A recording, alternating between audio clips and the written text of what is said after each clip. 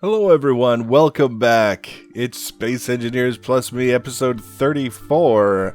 I'm Enigmaeus, and today, doing a couple things.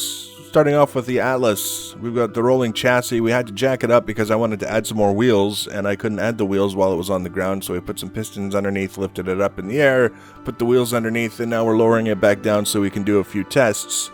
Now, I mentioned previously the wheels have a lot of different configuration options that you can play around with. You can do things with the suspension and the power and the friction and the stuff and the things.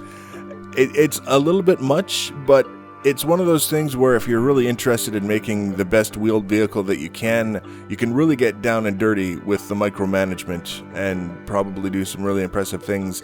I'm not so much interested in doing all those really impressive things as I am in just getting the damn thing to work. So we added a couple of extra drive wheels. The drive wheels are the four wheels in the middle. You can see they're all contacting the ice right now. Then we have the lift wheels, which are on either side. They're a little bit above the ice. You can see one of them is kind of bouncing along. Those are to help with rough terrain and kind of lifting the chassis to help us get over humps and bumps and rocks and all those other things. And then we've got the bumper wheels on the front and back, which are similar to the lift wheels ultimately in helping us to change the pitch of the chassis as we're going over rough terrain, but also to protect the front and the back of the chassis so that hopefully if we're going over extremely rough terrain, the bumper wheels will kind of lift the chassis before the chassis has a chance to connect with the ground and do all kinds of damage.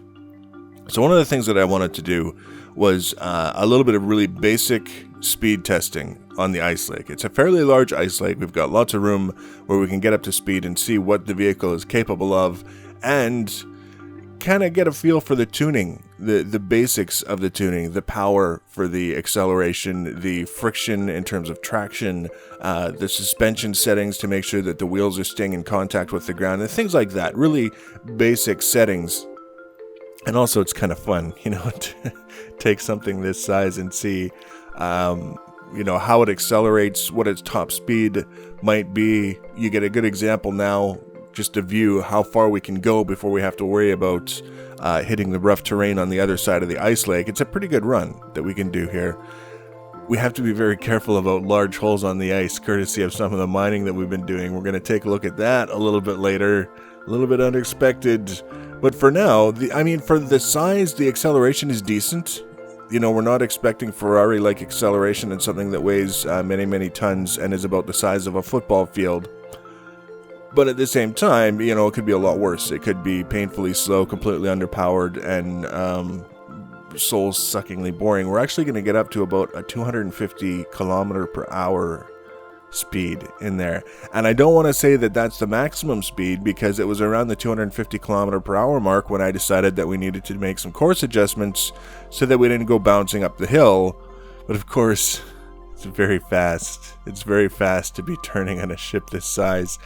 People mention that you can use gyros to help stabilize things like that, less likely to roll. That's absolutely probably the case, but we don't have gyros on it yet, and we're not worried about putting gyros on it, so that was the thing.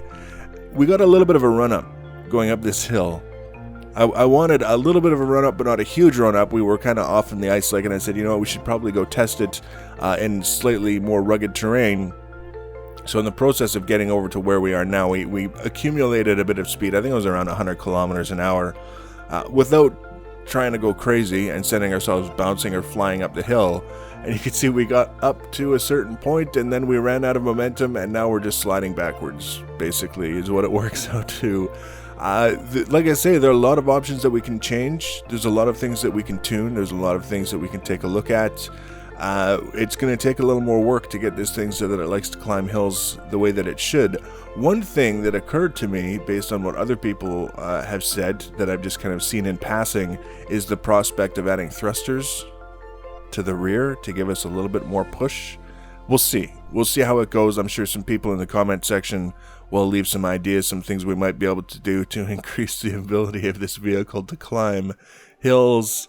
I did quite a bit of testing, actually, in this very spot, trying to climb, seeing how far we could go, making adjustments to the parameters and the wheels, making another attempt, trying to go up, and you can see the wheels are just spinning. We've got plenty of contact with the ground on the drive wheels. That's not a problem. It's actually behaving quite well with regards to that. It's just we don't have the juice to get up the hill.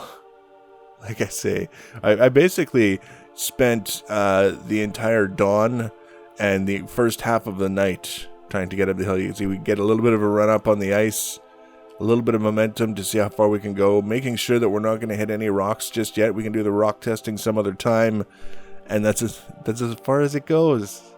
I was shocked. That's as far as the damn thing goes, as like 10 meters up the beach. And it's like, no, I'm tired. I'm not going to do this anymore. I've had enough. So there's work left to be done. Tuning the wheels, tuning the suspension, making sure that we're getting the most out of it that we can. Like I say, we can do some experimenting with thrusters on the ass end to give us a little bit more push. That's not a big deal. But ultimately, if we were to have to decide now, if this was the configuration we were going to take to Mars, the answer would be hell no. We would pull all the wheels off and replace them with landing gears because the wheels aren't doing a whole lot for us right now. Now, there was something else that happened in the process of all this building and testing and tweaking, and that's the Mantis. We set it up to do some mining, and then we came back, and look at what was left. It had actually been mining for a while. It had almost a full large cargo container full of ice, and it had about 1.2 million kilograms of nickel in the other large cargo container from a previous mining thing that we just hadn't processed yet. And we were digging down, and we kind of pushed. We came over. We were doing some things with the Atlas. We came over. We lowered the drill head. We left. We came back, and this is what we found. This is the top of the boom right here, and you can see it's just broken in half. There's little bits and pieces of stuff scattered all over the ice lake. We get a better view during the day. You can see all the divots and little craters in the surface of the ice. This is the hole that we were digging, and you can see there's something weird going on down at the bottom of the hole. You can see it's not a uniform shape like you might expect if the drill head had just simply broken off and kind of maybe done a little damage on its way down. It left marks, like big, deep marks all over the place, and I didn't quite realize what I was seeing until I remembered someone very recently, within a day or two of this happening, commenting that sometimes there's a little bug where drills that break off and are no longer connected to a power source nevertheless keep spinning. Here's the silver seam that we were after, right here, this bluish gray, and all this that we're traveling down now was a rogue drill head that was not connected to a power source that just kept digging. It just kept going. I don't know if this is a natural pocket in the surface of the planet or if it dug out that big open area, but then we get down here, and this is what was in the drill head when it finally conked out. This giant boulder and a piece of silver. The silver ore that it collected as it passed through the seam that we passed on our way down. And of course, a bunch of little rocks. So there was a bug or a glitch or a catastrophic failure in the system. Things got absolutely shredded and blasted to pieces, sent flying all over the ice lake, and then one lone little drill head went down to the bottom past the silver seams. You can see a better idea. I've already cleaned up a bunch of it. I've already ground down a bunch of the chassis, reclaiming the materials that it was made from. But you can see we've got the big drill hole and then all the divots around it. All those divots around it are damage done by the dying Mantis and all the little pieces that we have to collect. We did manage to recover the uranium that was in the reactor. The reactor was completely destroyed. Both cargo containers and their contents were completely destroyed. A bunch of batteries, all but one of the large atmospheric thrusters completely wiped out. It was a costly failure, but also there. See the uranium from the reactor. It was. I mean, how can you be mad about something that's so spectacular? Because we would rather have the ice converted to hydrogen for fuel. But, you know, all things considered, it's not the end of the world. We're building a vehicle that's supposed to be a better version of the Mantis, so there's going to be plenty of opportunity to recover all the lost materials when we get down to testing that vehicle before we take it off planet.